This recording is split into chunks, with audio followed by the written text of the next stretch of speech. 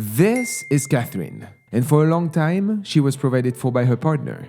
But then one day, she received a call and everything was over. He called me and he was like, you know what? I resent you for not actually making any money. So he dumped me on the phone 10 years in. At that point, Catherine had to restart her life from zero. I had nothing. At 30 years old, a complete reset. Completely. While scrambling to live, she accumulated a crazy amount of debt, $112,000. Today, she continues to face this difficult situation, and she's coming to the show with one goal: to save her future. Welcome to Finance Action, the show where we take action. My name is Romain, and today I'm with Catherine. Catherine, how are you doing? I'm well. Thank you for having me. Of course. Catherine, let's look at your profile. You are 32 years old. You're originally from Virginia. You currently live in North Virginia. Thank you for coming along. And you work as a dietitian, but also you do a little bit of side jobs like dog sitting and so on. Is that right? That's correct. Okay. Looking at the way you rated your personal finances from chilling to Mayday, you rated yourself, Catherine, as surviving? Yes. Okay, it's not too bad. Tell me a little bit about kind of what's going on. Sure. So end of July 2022, I was finishing up school. I had a partner at the time who was like, you know what? I want you to stay home. I will support you. He did well, so I felt comfortable doing everything else to support the home. And so I went to go take my dietitian exam, and I failed the exam by 1 point. And he was like, oh my gosh, you know, you're in Seattle. You took your exam there.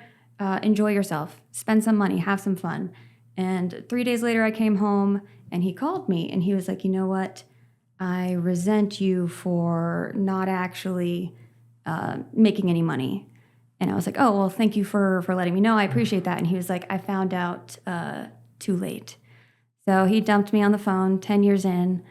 Ooh, on the phone? On the phone. It was his idea for me to not work while I was taking my exam and passing and all those things. And I was still looking for a job, but it was hard to find a job without having passed the exam. And so that week, because I should have passed the exam, my private student loan was coming for me, that my sister co-signed for me. And then he dumped me. And a week later, my car got vandalized, so my car was totaled. Whew. When it rains, it pours, okay? Yes. And at some point, during the time that he says, yeah, I have you covered, no problem.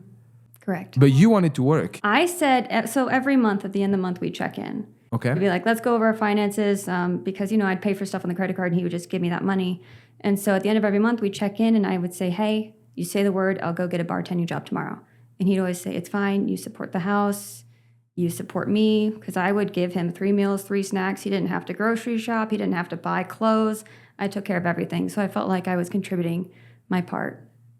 And he says the reason for it is because... He said that he resented me for not working and that he lost sight of his goals in supporting me in mine.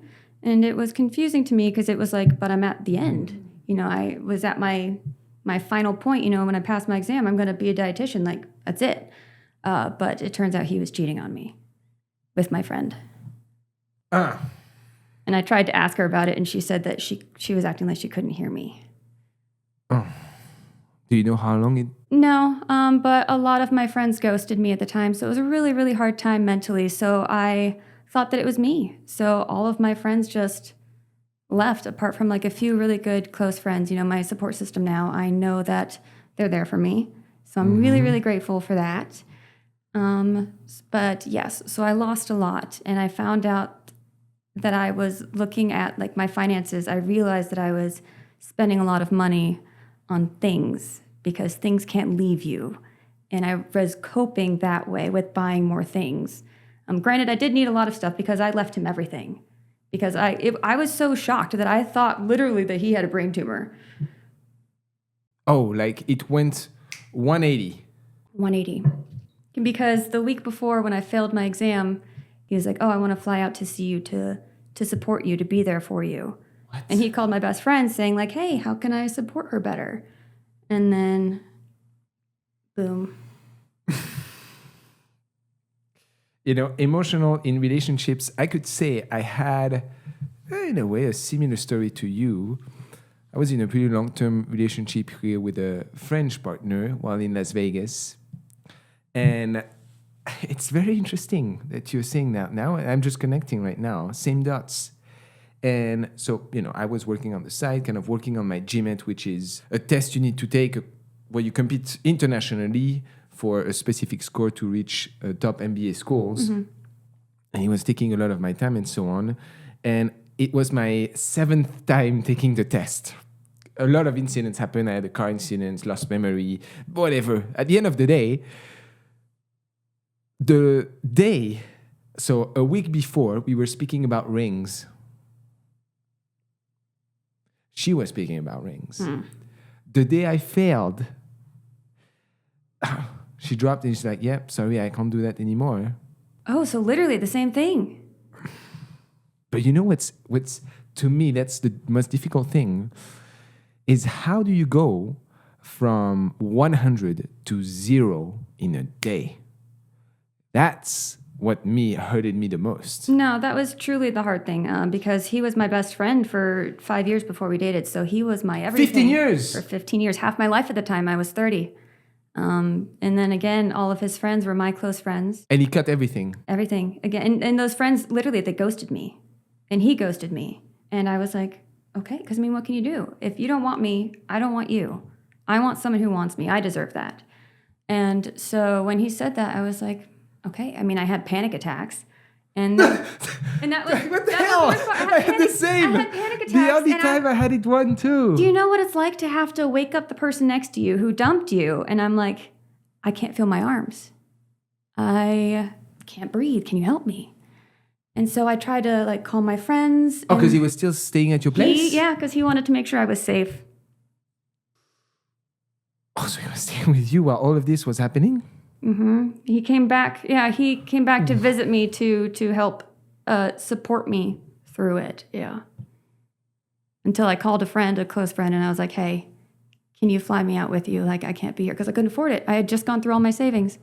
Oh, so you had nothing? I had nothing. I had negative nothing. It was the end of the month, so I had about $2,000 on that credit card plus the $600 I spent in Seattle because he was like, have fun, you deserve it.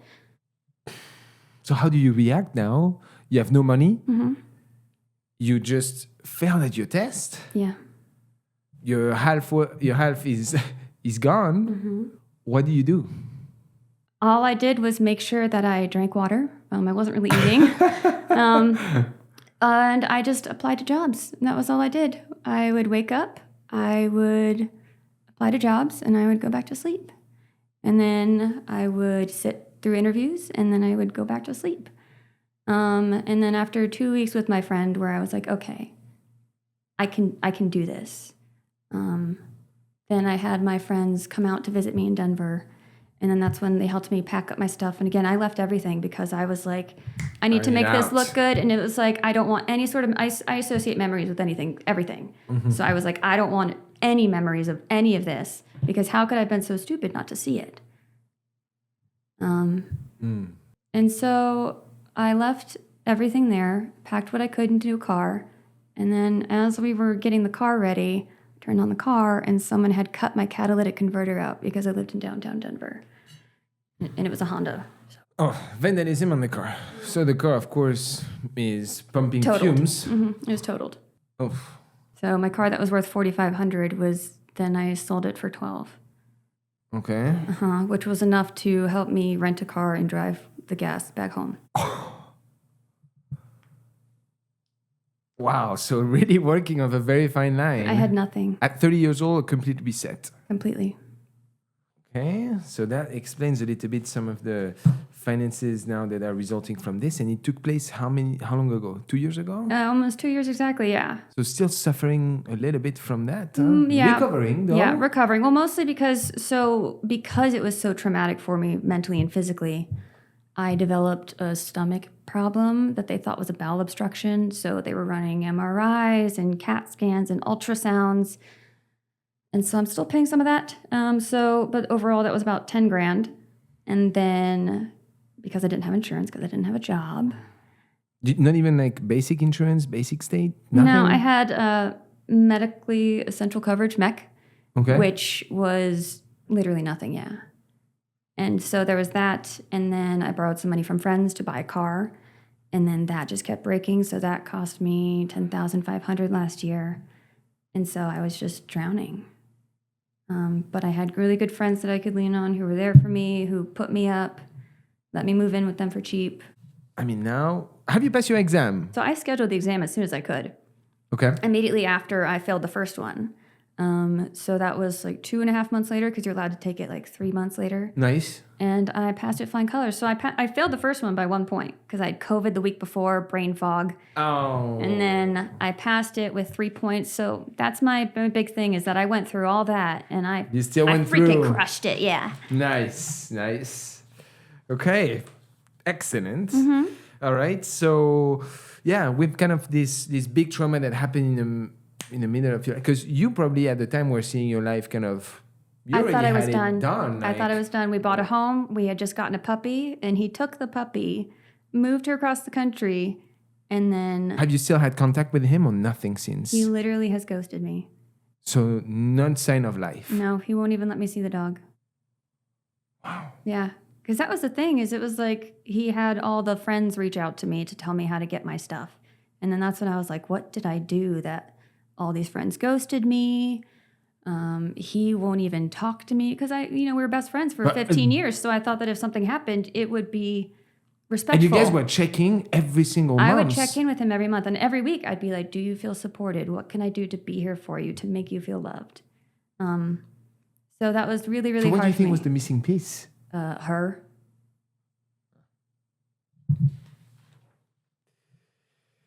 Yeah. Okay. All right. Well, that was a couple years ago. Yeah. Now let's see how all of this transition into your current finance situation. Let's start together looking at your income and your assets. Are you tired of paying for subscriptions that you're not using?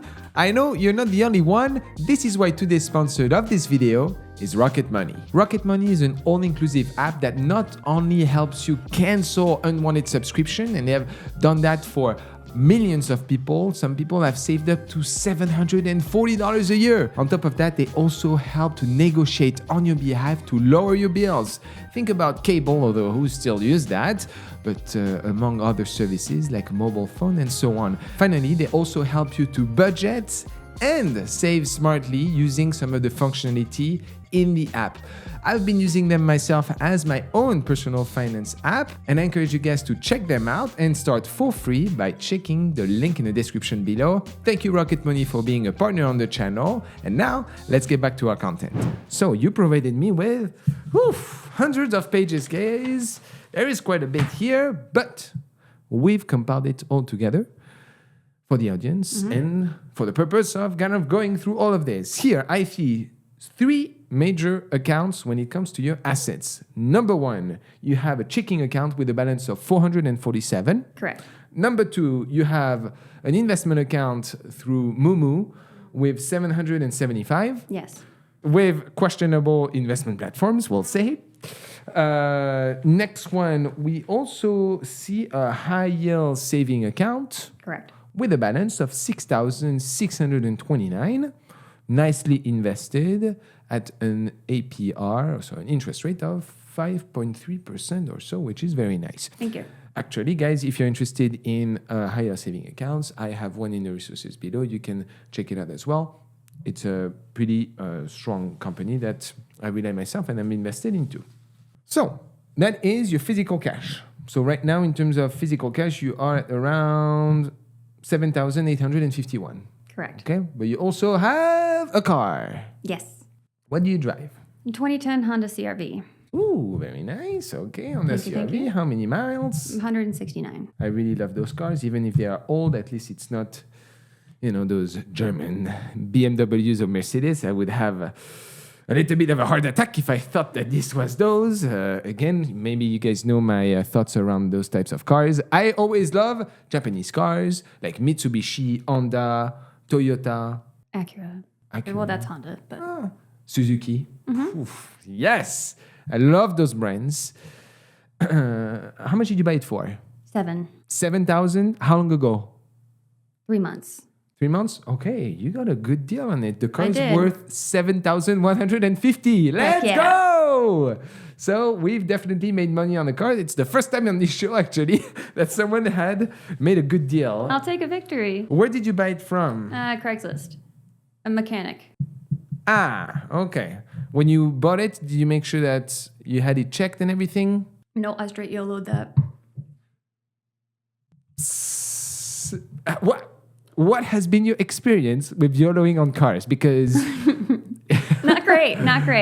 But it's just me. So I didn't really had too many people I could check in with. The car is Japanese, so I trusted it a bit more. I brought my little OBD2 sensor to see if there were any engine concerns that maybe he might have tried to clear. Okay. And then I have had German cars in the past, so I have had to look at an engine quite a bit. So you're verse. You're not a pigeon that just come through. So I knew the general things to look for. Okay. That's fair. And what I like to do generally for buying cars, no sponsor, I like a couple things. Either you buy a certified pre-owned where you go to a haggle dealership. I hate no haggle dealership. I think it's a scam. Number two, you go on cargurus.com, again, not sponsored, and you filter by deal because they benchmark against the Kelly Blue Book. I really like that. Number three, you buy on Marketplace, Craigslist. And generally, if you're not as versed as you bring someone that's a mechanic that's going to cost you $125 to check that this shit is not a lemon. That's kind of how it usually works, but you never know. Sometimes I've had a story of a guy that freaking puts honey in his car to run it for 15 minutes and then the car dropped as long as the money was given to him. Yeah. And then you're on your own. Also, FYI, as soon as you sell a car, you reach out to the DMV. It's going to cost you $11 to transfer ownership. So many horror stories of people that maintain the plates and then there's an accident or salvage and then it's on them. Okay. Anyway, that's very good. Excellent. Let's move on to some of the rest of your assets. And here I see that you've started. It's not nothing. It's not amazing. It's not nothing. You have a little bit of I believe it's a retirement account, right? Correct. Roth IRA with a balance of $14,509. Right now it's $15,480. Excellent. I will account for that. And I see that you've actually been doing pretty good on the market this year. Yeah. I'm sure if you guys have been following the market, so far we are doing pretty good. A lot of your investments are in the S&P 500. I'm very glad to see that you are not using target funds, which is a massive scam. I need to do a video on that. Personally, I really enjoy S&P 500 with a little bit of NASDAQ, with QQQ. I like that. You have a little bit of technology and you're investing on Costco. You seem to really enjoy them. I like Costco. Yes, so I bought into themes for AI technology as well as aging, healthy aging. Yeah, I work in an elderly home, so I see the side effects of aging poorly. So I like to invest in that. Yeah. I see. I mean, you are generally on pretty big company, IBM, Intel, NVIDIA. I like safe. Yeah, you're on pretty good position. I like what I'm seeing. I mean, you've outpaced the S&P 500 this year. What's your performance on this? I'm up 13% today. S&P 500 up 11.1. Pretty good job. Okay, not too much risk on that front so far. But you're doing pretty good with a little bit of your spice with Costco. Trying. About 10%, but it's okay. So far, I like what I see. It's a Roth IRA. And you're investing how much per month on this?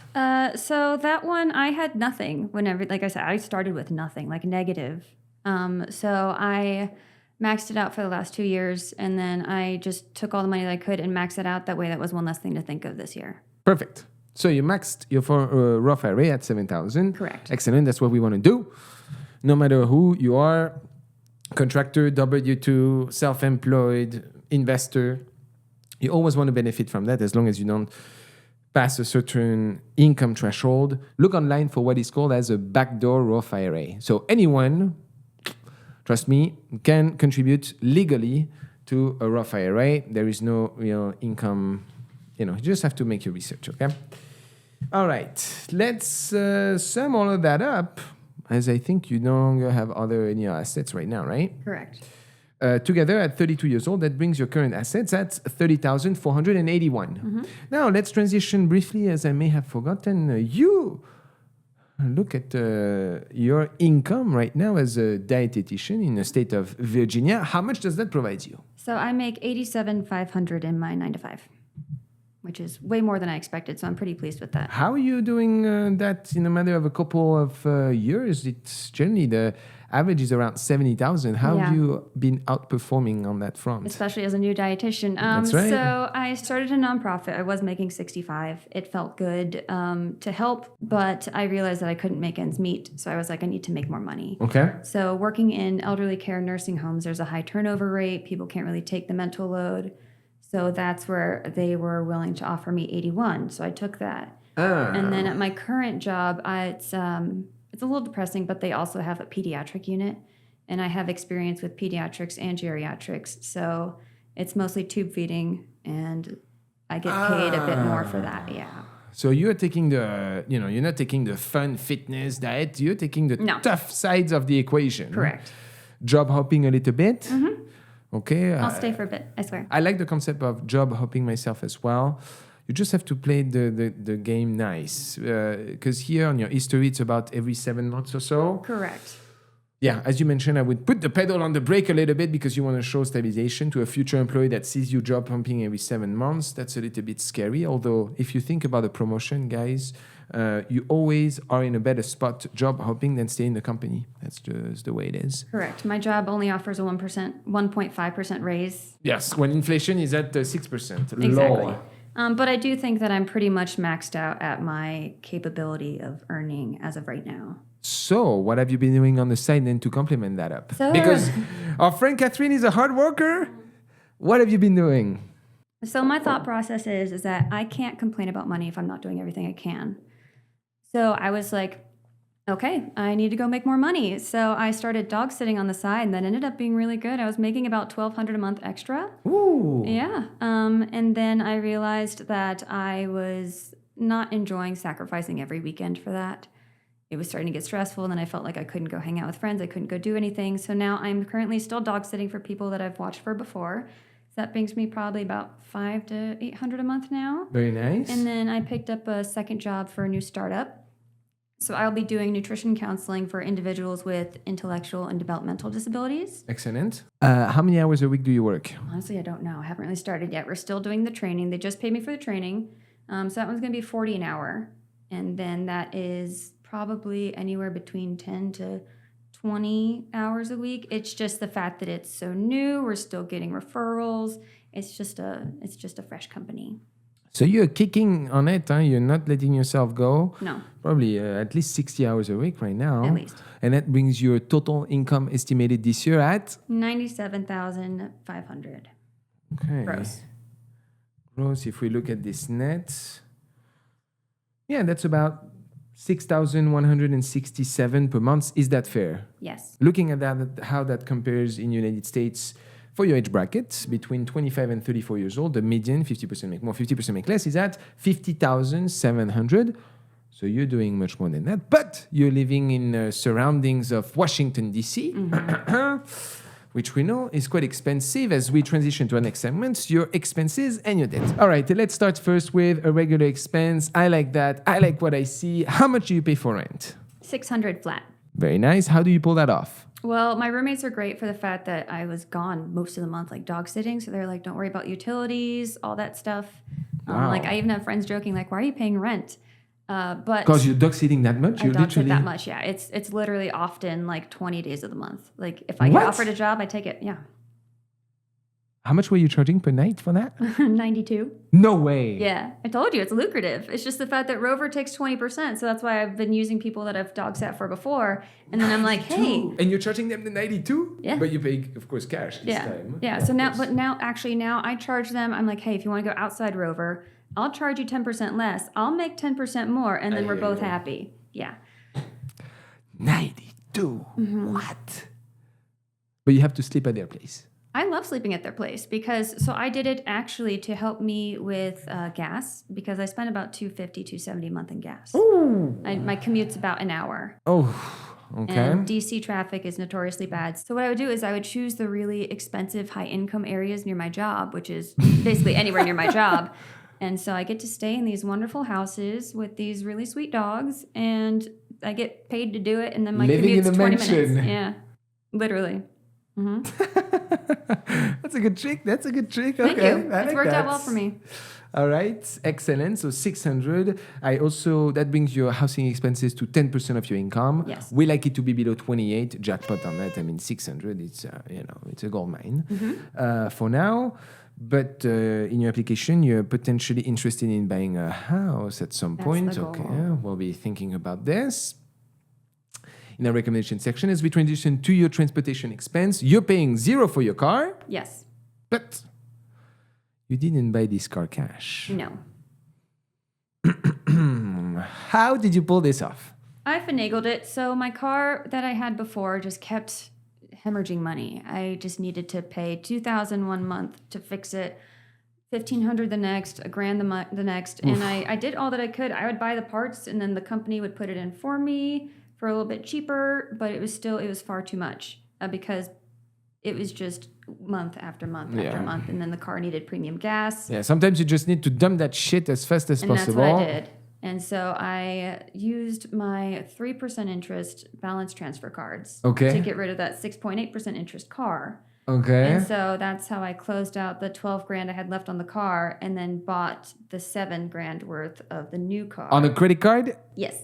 Ooh, what interest? 3. But now it's at 0. I just paid the 3% balance transfer. Okay. So, what our friend is referring to, and that's the specific term, is referred to as capital stacking. Generally, it's for when you're building a new company. And what you're leveraging is you're playing the game, you're playing the system, and I mean, in your way, I like it. I like it under one condition. If you are 100% positive that you're going to be able to pay back that money by the time the bill hits. Because, again, capital stacking is your benefit from those banking offers of 0% for a year, 0% or, balance transfer, whatever. And what they're expecting is 0, 0, 0, 0. And boom, they're expecting the cliff that you are not going to pay by the time the 1 year expiration comes in, and then you're on 30%, and that's where they make their money. Nothing in life exists as free money, and let's be honest. But on your case, that has kind of led you to stack on a little bit of credit card debt, Correct. Notably 2, one with a balance of $8,989, and another one with a balance of $3,264. And there's also another one with a balance of $2,500. Yes, that's right. That's an American Express. But this one is not at 0%, is it? No, it's 0. They don't even have payments right now. 0 as well? How are you making sure that you're protecting your credit score? Because what's your credit score right now? 715, 720. Very nice. Okay. Has it always been that high? No, it used to be 790. It was 799 one day. Oh. And what I did was I started to get into financial stuff. I tried to figure things out on my own, and I noticed that what was hurting me was how many cards I have open. And then, so I was like, oh, I have this card that I never use. It doesn't give me any perks. Let's just close it out. And it was a card with the limit of $30,000. And it was my oldest card that I had from when I was 18. Oh, that's the jackpot card. And my credit score dropped 60 points the next month. Okay. I mean, you kind of learned the lesson. Learned the lesson. Guys, I have cards that I've opened. I have 17 credit cards. And there is a bunch of them that, are running. I'm putting like $1 or $2 a month or so for whatever subscription I may have. That's peanuts. Just to keep them alive. But you absolutely do not want to close your old accounts. And this is why when you think about taking credit cards, and sometimes you go to, I want the Victoria's Secret, I want the Best Buy cards, all of that BS, that's shit. I hate departmental credit cards. I actually really enjoy cards that allows you to elevate them. You start at the base and then you can upgrade them. And what that gives you is you are maintaining that history, generally a much higher credit limit, And you can grow them. So I have a card that started 10 years ago with Chase that right now is a pretty expensive card, but at any time I can bring it back. And I have hundreds of payments on that card that are still filling my credit score. My credit score is much higher than 800, despite having so many different accounts. So the number of accounts is not negative. In fact, they want you to have a lot of different accounts, especially the variety of which. But that doesn't justify wanting to go and get some shit payday loans or stupid, kind of high interest type of debt. No, please no. In fact, right now, the strategy that I employ that I'm saying universally, if you have any form of debt that is higher than 10% interest, I will always recommend you paying the debt versus investing. Mm-hmm. It used to be 7%. I brought it to 10% because of the environment that we face ourselves right now. If you think about the average right now, I read the other day, the average rate on a used car in the United States is 12%. It's a freaking joke. It's crazy. Right now in France is about 2 to 3. But anyway, forget about France. It's astonishing. Mm-hmm. Okay? So please, if you have any debt higher than 10%, forget about investing, forget about crypto, forget about NFT or shit, even real estate. You pay that back ASAP. Okay, let's go back to your story. On your case, again, capital stacking using the offers of the banks of 0% for about a year. When is that ball going to drop for that 30% interest? So the soonest one is May 25. So that's the one that I'm going off of. Some of the other ones aren't until September 25. But I'm setting aside... 2025? Correct. So I'm setting aside enough each month to pay off all of them by May 25. And this is what your high yield saving account has been for? I put it in my high yield savings account so I can make that money off of it. And I paid 3 and I'm making more than 5.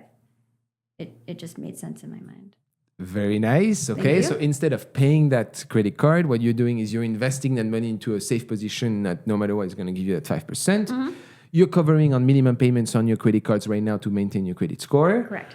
And you're earning that sweet 5% without doing anything. Nope. Okay. Definitely some smart moves here. All right, now, guys, it is time. Student loans.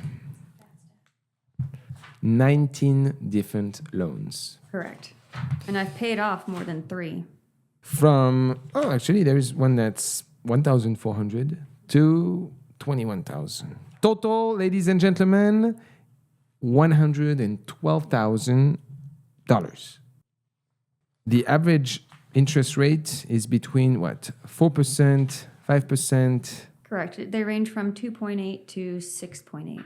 6.83, yeah. Mm-hmm. Oh, and that's on a big one too. 18,000.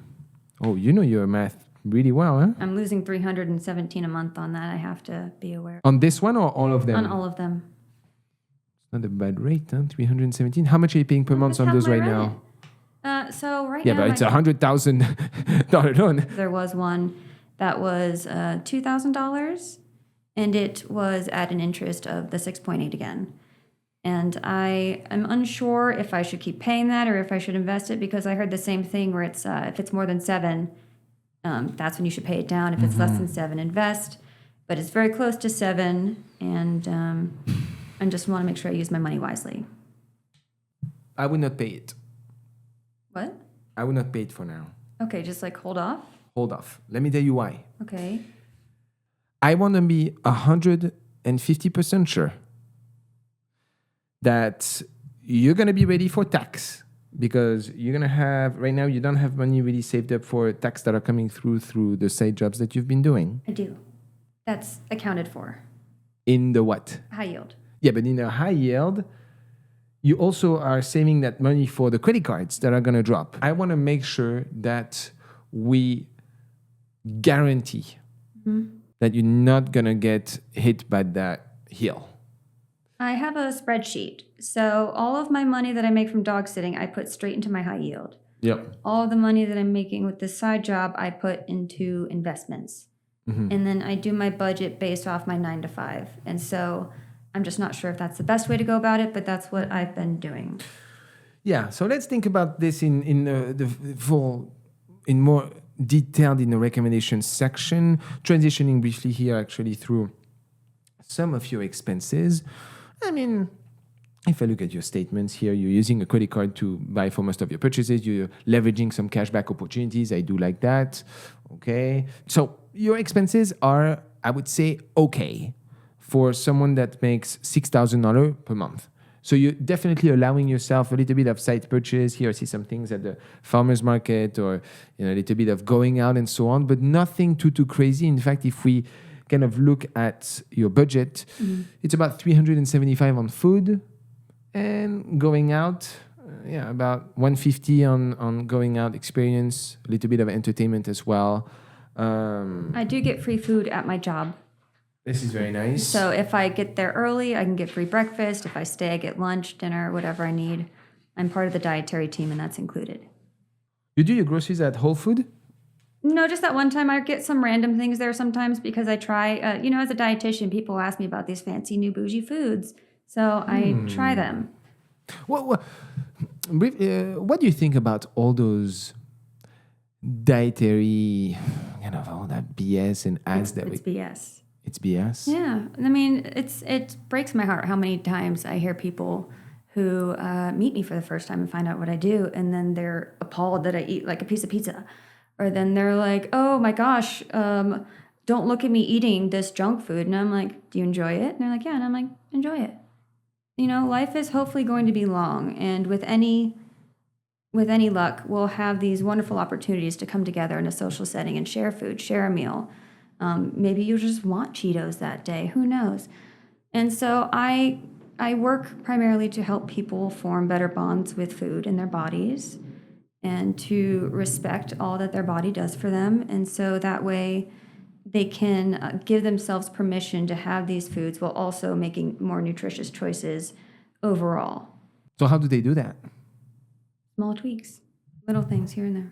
What have you found is, from your experience, here unmarketed, right? You're not going to earn a commission from saying a specific product or any of that. Mm-hmm. What have you found has been a core factor of success with people managing their diet effectively? All or nothing mentality. Oh, on Monday, I'll stop.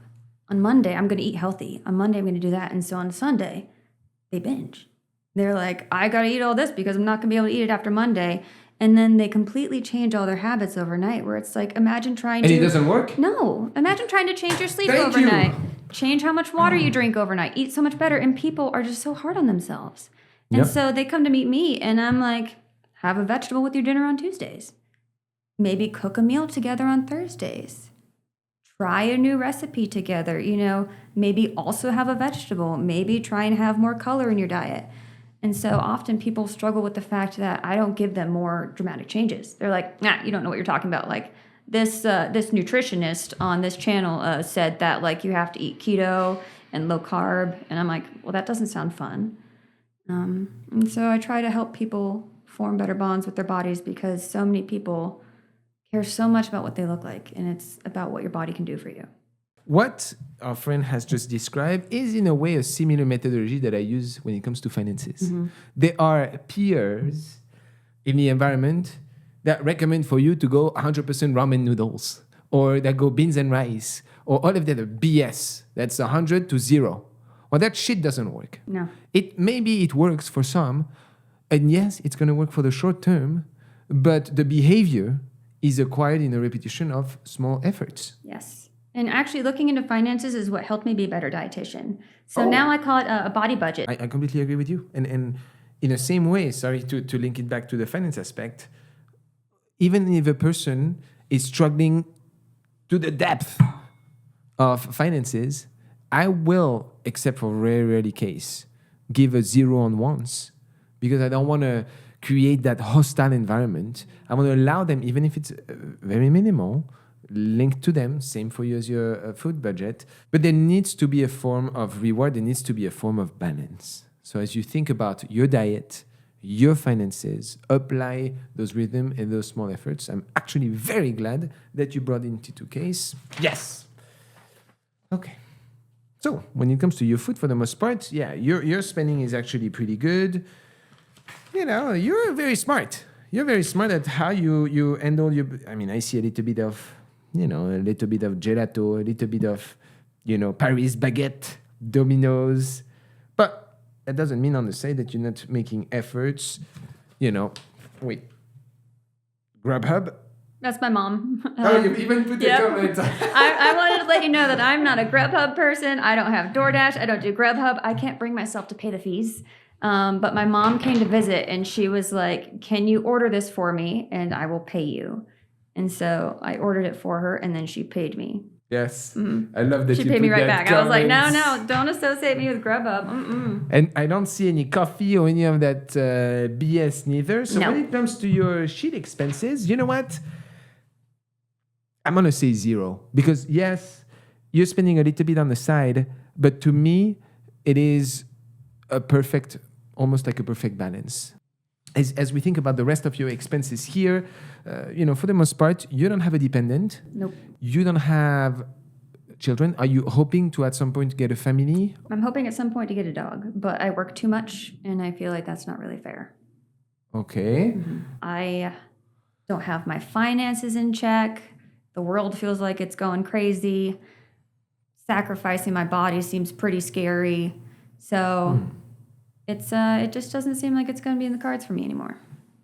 Interesting. I must say myself, I go on and off. I go on and off on it. I enjoy being selfish. So it's nice to know that if I don't feel well, I can stay in bed. That if I want to go do something, I can go without having to find a babysitter. I can just get up and go. But do you feel like you're thinking of it today as a 30 years old? Because I'm having the same questions as you are today.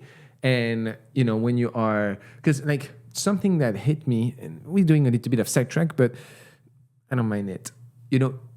Elon Musk, and I'm not a fan personally. I like the guy and so on, but okay, anyway.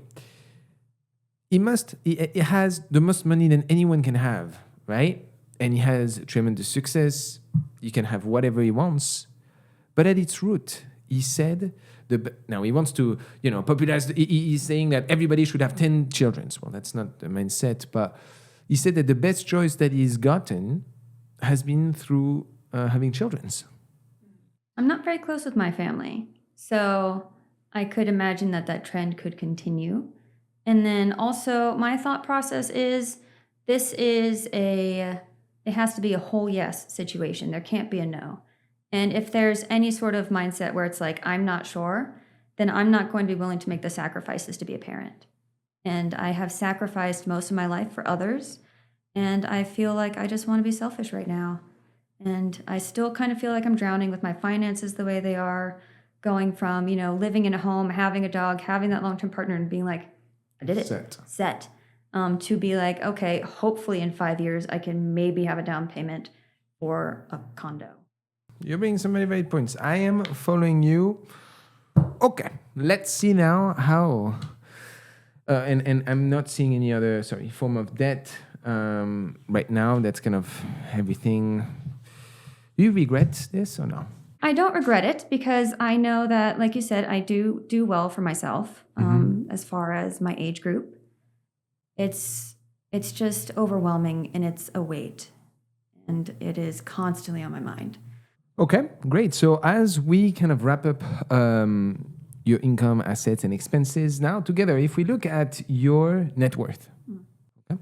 So together right now at 32 years old, Catherine, a lot of which being your student loans, that brings your current net worth at minus 102,973.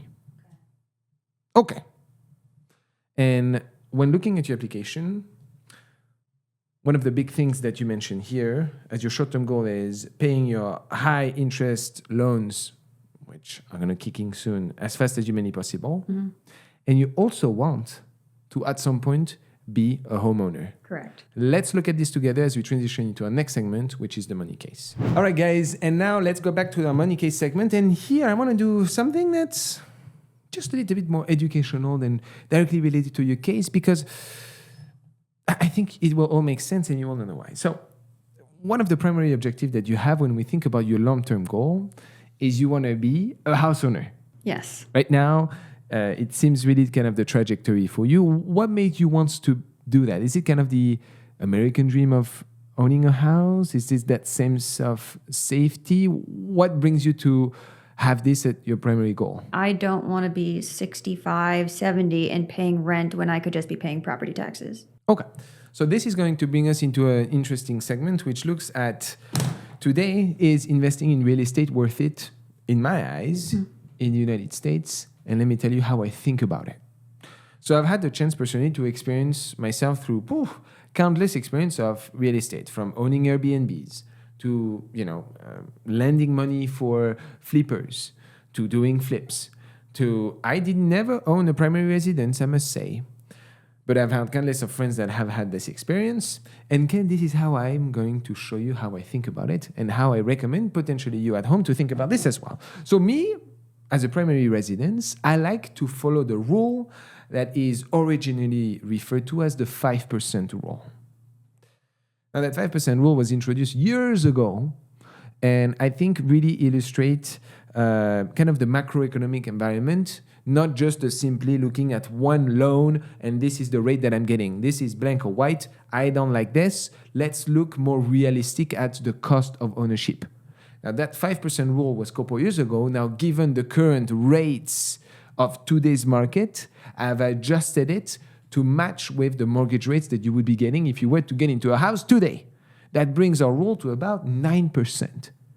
What does that mean? Well, guys, when you buy a house, there are three things that you need to take into account to see if it's a worth it financial investment. The number one thing is going to be tax and maintenances.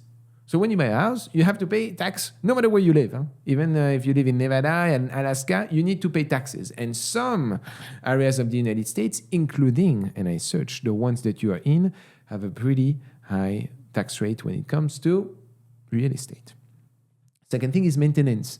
Don't think that you're going to come into a house, even sometimes if they are brand new, without having to put some money aside. It's only 1 to 2% of the value of the house per year that goes into maintenance. So this is kind of your regular fixed cost that's kind of always happening or so. Now, from a mathematic perspective, you also have two other accounts. What is called as cost of capital. This is simply the amount of money that you're going to have to take from the bank. Depending on the type of loans that you have, you also have to add on top some form of insurance. Okay? Today, the cost of capital for acquisitions is astonishing when compared against historicals, right? The average rates right now are about 7% or so, which is crazy. And the third point is opportunity cost. What opportunity cost refer to? Opportunity loss, opportunity cost, that's kind of the same. What that refers to is you're going to have to put, for the most part, except if you choose selectively some loans, brief aparté, if you want to go for home ownership, my personal recommendation is to go for a loan that's called a Fannie Mae. That's a 5% down, okay? I believe it's one of the best first home buyer type of loans, and I really enjoy them. But for the most part, in your case, most normally, you're going to have to put about 20% down payment on your house, okay? If you don't want to be drilled in the back door by tons of insurances. What you find, and you may say, yeah, this has been a little bit different lately, that the return of people investing in real estate has been astonishing. Well, that's because, don't forget, during the COVID, it was a freaking rocket ship. Mm-hmm. But looking at historical in the past, returns on the market, investing into the market, not real estate, into the stock market, has been much greater than real estate. Okay? So there is a difference here between how much you can expect. Again, it's very dependent on the area that you would want to invest in, to how much you could get if you invest differently. Okay? Together, that brings your estimated cost of a house today at around 9%. What that means is for you to justify buying a home, you need to pay less than a specific amount of rent to make it mathematically, assuming that you're able to invest that money outside, let's say on the S&P 500. So I'm going to give you to be a perspective, the average house right now for sale in the United States is about $416,000. Today, looking at the average market, again, there is little pockets that I'm going to speak about where potentially you would want to invest in real estate. But in the United States on average, if the rent is higher than $3,000 for a house that's listed at $416,000, you're better buying. But let me tell you, there is only very, very few that exist. Okay? Is that just in the current market? It's in the current market. Okay. Okay? Now we're going to go more towards your market. $500,000 house. It's $3,645. $700,000 house. This is pretty much where you would find yourself. Looking at Virginia and so on, I mean, you don't get anything below that amount. No. Okay. It's a townhouse. 5,100. 5,100. If you can rent this house for less than 5,100 per month, it is better to rent today. That's my whole paycheck. Okay. $1 million house is 7,300. How I'm doing that is I'm taking the value of the house, I'm multiplying it by 9%, and I'm dividing it by 12 to give you my monthly. What if I held off? Because in my mind, I feel like I wouldn't be able to have that. What did you say? 7%? 9% down? 9%. 9% down would take me, at my current affordable rent, would take me probably like 5 years. Do you think that the market could change, or is this something that's just like something that's pretty standard over the line? I think it's, the biggest key of that is the rate. Because if the rate falls to 3%, then your ratio becomes 5%. And that's where it's good to get into. Now, that doesn't mean that you shouldn't be thinking about investing in real estate. But you have to be very thoughtful. Today, personally, myself, there's two options for me to invest. One is if I practice what I called house hacking. Have you heard of the term? Heard of it, but I don't. House hacking is when you buy a duplex or a triplex. You live in one unit for a year.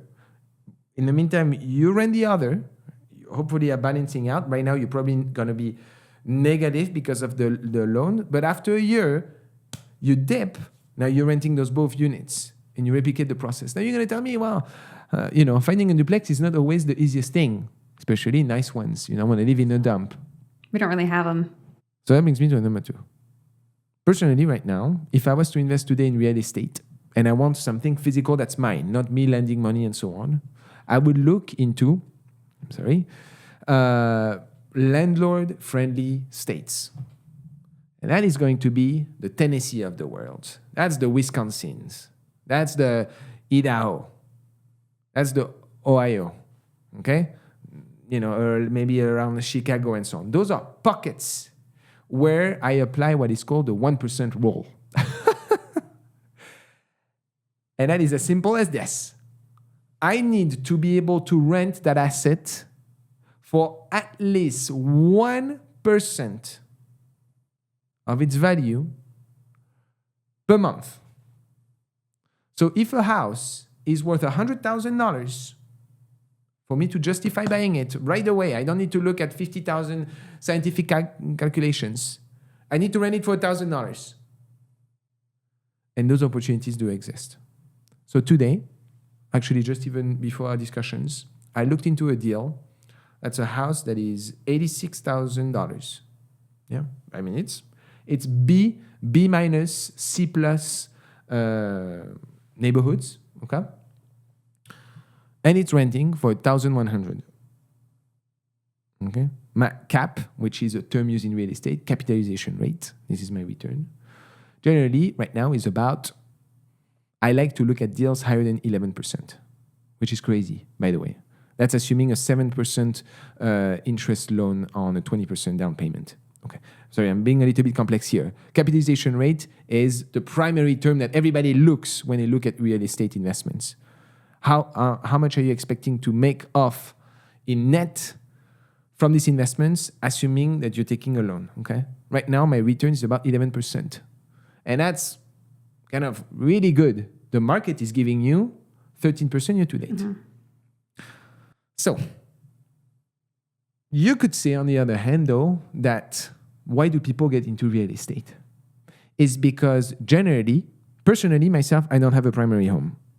And I'm not looking to buy a primary home. No.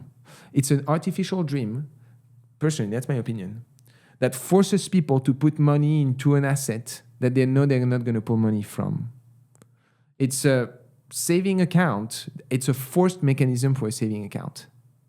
But if you play alternative investment and diversification, as we may well be speaking soon, you could much better leverage your money and your debt. Okay? So, now that we've transitioned a little bit into that knowledge, do you have any questions on this? My question mostly is, so I think of the 50% or so of people who are of retirement age that don't have money set aside. Yep. How would they be able to afford rent in today's market, or especially the fact that it's going to keep going up like crazy? That's what I'm worried about happening to me if I did not have something that I could make a primary home in the future. So what's happening is more and more, number one, about 30% of Americans have a passport. Okay? And what's happening is you have countries outside of the United States that are recognizing the wealth that has been accumulated for decades by baby boomers. And for some of them, they have peanuts, but they have still Social Security, a little bit of retirement income. They dip outside of the US. That's not going to be your case, but that's one of the options. You have plenty of welcome countries that are willing to provide exceptional service for a fraction of the rate at which they were paying here in the US. Thailand, Mexico, Portugal, if they want to go to Europe. Okay. Number two, they relocate within the United States themselves. Right now, depending on, again, it depends on the wealth. You're looking at a population that has not accumulated a lot of wealth, okay? That's the segment that you're speaking about to me. Well, generally, they go into, kind of the Florida of the world, or like kind of states that have a much lower cost of living, very retirement friendly. And number three, it really depends on the mindset that you find yourself today in. Coming back to my reasoning that real estate is a forced saving mechanism that has appreciation, okay, that has shown appreciation at a much lower rate than the market, but forces you to put money on the side.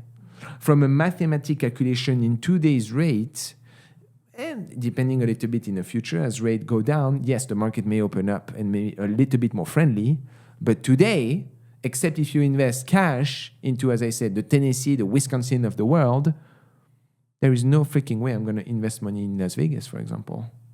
Right now, my capitalization rate here is about 3 to 4%. So would you own your home, your primary property, if you lived in one of those lower cost of living areas? Yes. Okay. Because of the capitalization rate? Yep. Okay. And also, you have to look as well as the opportunity that the city provides. Austin used to have a shit capitalization rate, and it boomed. And it became an El Dorado. And today, I don't think it's a wise investment to invest in Austin. The shit is gone, personally. I looked into it pretty deeply. That's, again, my personal opinion. There's always pockets that exist. North Virginia and so on, those to me, the East Coast, are pretty established neighborhoods where your average home valuation is probably, $600,000, $700,000, easy. $860,000. Yeah, exactly. Right now, for your age, I wouldn't touch this for years. 4 years. 4 years. It's not an area, again, appreciation over there has been, I would say it's pretty much similar to New York or so, I would say. No, it's a very expensive asset, similar to Seattle. Seattle has been booming, yes, but those are very expensive assets. It's so neighborhood specific. But in your age right now, that's the last thing that I would look into. Okay. Personally. In fact, as we think about what I would do, let's transition to our next segment, my recommendations. So, what would I do if I was in your shoes? You have a little bit of debt, but I'm going to reassure you, your debt is actually not what I call as bad debt. Why? Because it's government funded. 95% of your debt is supported by the government, which no matter what, you can push. If you're making peanuts, you own peanuts. You see what I mean? Mm-hmm. You're not on private loans that are like shark, just waiting for you to go down and then to put you into a dip. When it's government funded, when it's government supported, generally, you're pretty much well protected. So I want to reassure you on that and give you a little bit of a breather. Okay, most of your debt is protected debt. You're not falling in the sea. You're not in the ocean, okay? So there are a couple things that I would do. Number one, quickly identify your needs, which is about $2,235 per month. Okay? That's 36% of your income. Yes, you're being very frugal. When it comes to your wants, I'm giving you $350 per month. Okay, so that would be shopping and going out? Yep. Okay. Everything once that you don't need to survive. Okay. Today, your target, this is the goal number. This is what I want you to remember. Mathematically, you can save $3,500 per month. Yes. What are you going to do with that? You're not going to pay a dime of student loan for now. I don't care about that. If they ask you for it, you pay. You pay the minimum. Mm-hmm. You don't touch that. What I want you to do is that you maintain minimum payments on all your cards. You protect your credit score.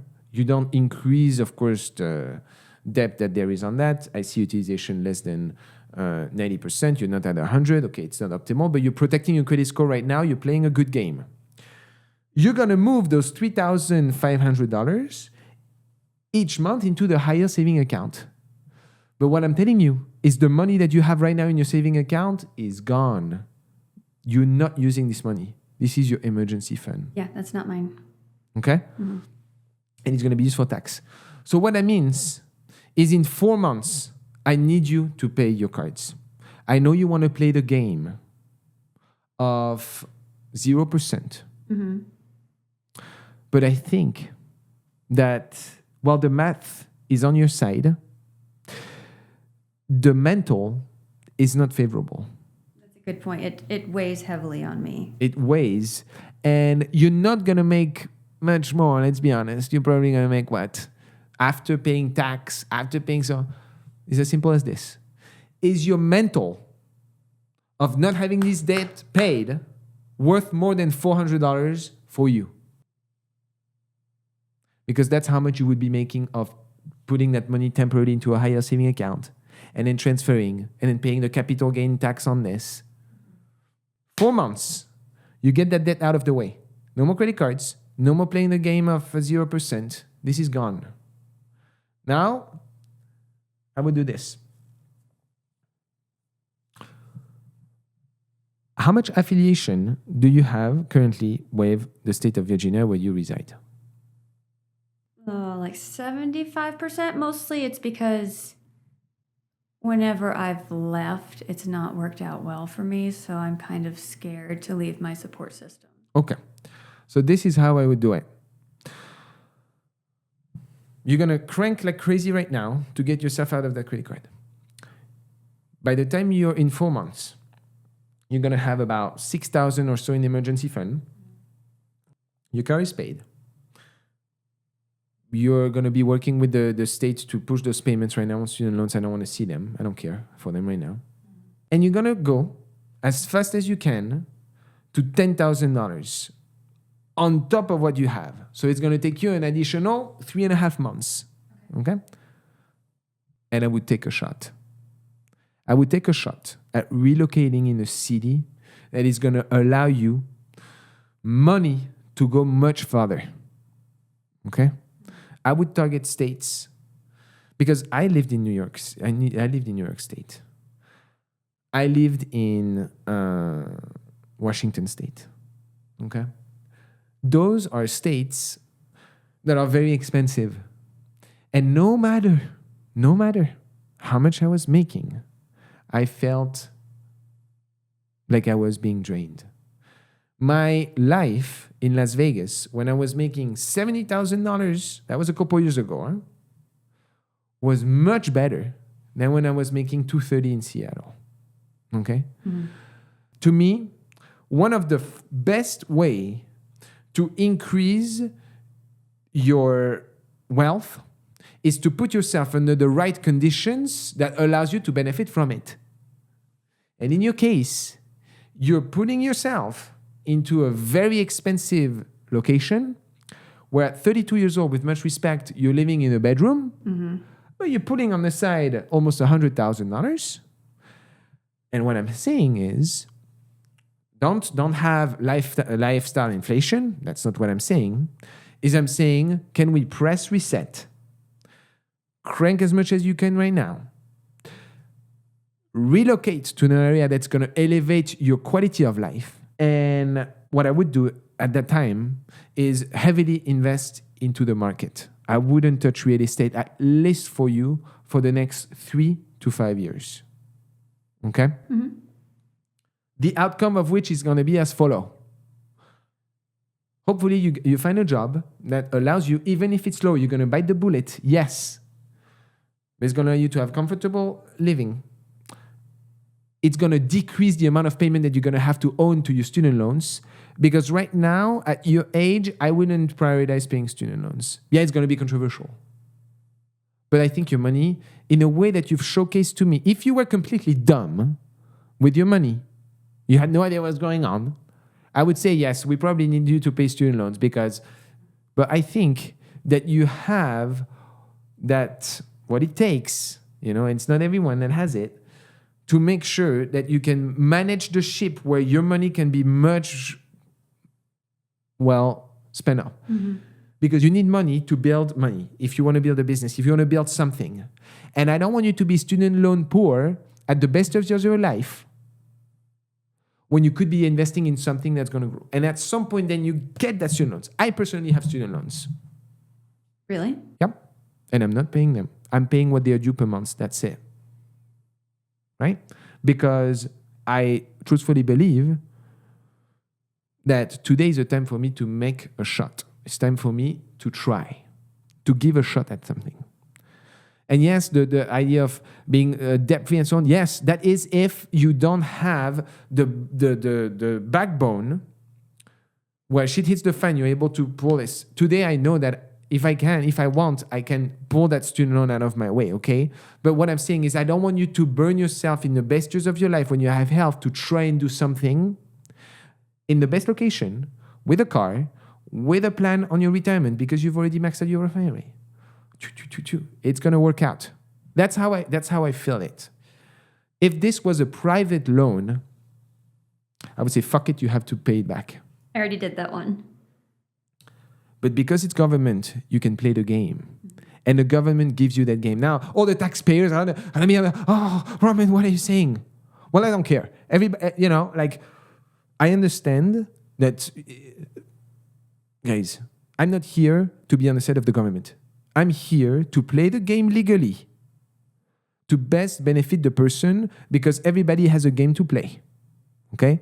And in my case, I will tell you, bring this all together.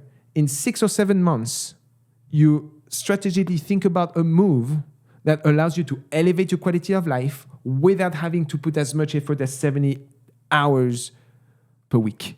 Mm-hmm. Because my concern is that this current rhythm that you have at the best years of your life, speaking about balance, I wouldn't want you to burn out. It's already happened. But, I don't really have not the right, but I feel like I don't have the opportunity to let the burnout affect me. I just have to push through it. Because I want to have that independence and I want to know that I can be okay on my own.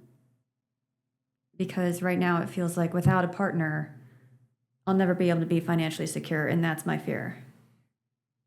With the steps that you've taken in everything that I'm seeing here, in the situation that you were within, mm-hmm. you're almost optimal to what you could be doing. Personally, you're playing a fine line, but you're playing the game right. You're playing a risky game, but you're playing the game right. That's why when I think about changing the immediate, I wouldn't change much, to be honest, because you're already doing things that for the most part are the most efficient. But I would make sure that if I were you, honestly, I would put a date. Like you really set 3 sets of dates. One is your debt for the credit cards. One is your debt for the $10,000 emergency. Mm. And one is your debt to try and give yourself a shot at a place that is going to bring your money much further. It's something that all of my friends talk about because we're all getting priced out. Priced out. And that's the problem is I feel bad complaining about my finances because I make more than many of the people that I talk to, but your my cost of net living worth is so high. My net worth is so low and the cost of living is so high. You can't, that's the problem of the middle class. You're making $100,000. Let me tell you, unfortunately, you could say, my father, when I was young, and I told him, Dad, how much do I need to make it? He says, Romain, if you make $100,000, you won't be able to make it. Let me be very honest, okay? $100,000 today is peanuts in the United States. It's peanuts. And I'm not here no, I'm sorry. $100,000, especially, now you don't want to have a full family and so on, but we are capped. And I'm in the same environment as you. I don't think that I'm rocking rock and roll. We are capped where there is the hyper wealth, then there is poverty. So you're comfortable, but you can't pass that cap. We are capped. And many people in the middle class right now are feeling the same pain as you are, as I am. And the only way is to change the scenario. My life, since I moved from Seattle to here, my income has gone down, but my quality of life, day and night, my money is just going much further. And that's the mindset that I want to put yourself into. Because everything else that you're doing within the environment, the bubble that you've created, to me is optimal to your situation. I wouldn't overstress on the student loans, okay? But I would make sure, though, that you are a little bit more cash heavy than you are right now and get that shit debt out of the way so your mind is free. Okay. That's what I would do. When it comes to optimization on your Roth IRA, I know we were going to speak about this. Upon reviewing the stocks in individuals, at your age, if you were 50 years old, I would say let's rebalance that. Mm-hmm. You're a little bit risky, a little bit aggressive, but I'm liking how you've looked into it. Okay, it's technology intensive, like technology focused, but you're still balancing with more safe positions and you're betting on high capital. I don't see a shit of crypto, any of that. Maybe get a little bit of crypto, maybe 10% is good. 7% BTC, 3% ETH. That's my personal, that's no financial advice. No, I had Ethereum. Just get a little bit of skin in the game, you don't know. Honestly, I think that with the cards that you had in hand, as I mentioned previously, you've played an almost perfect game. Now it's just a time and repetition. But I think the greatest door that you can create for yourself is one that does not currently exist in the situation that you're in.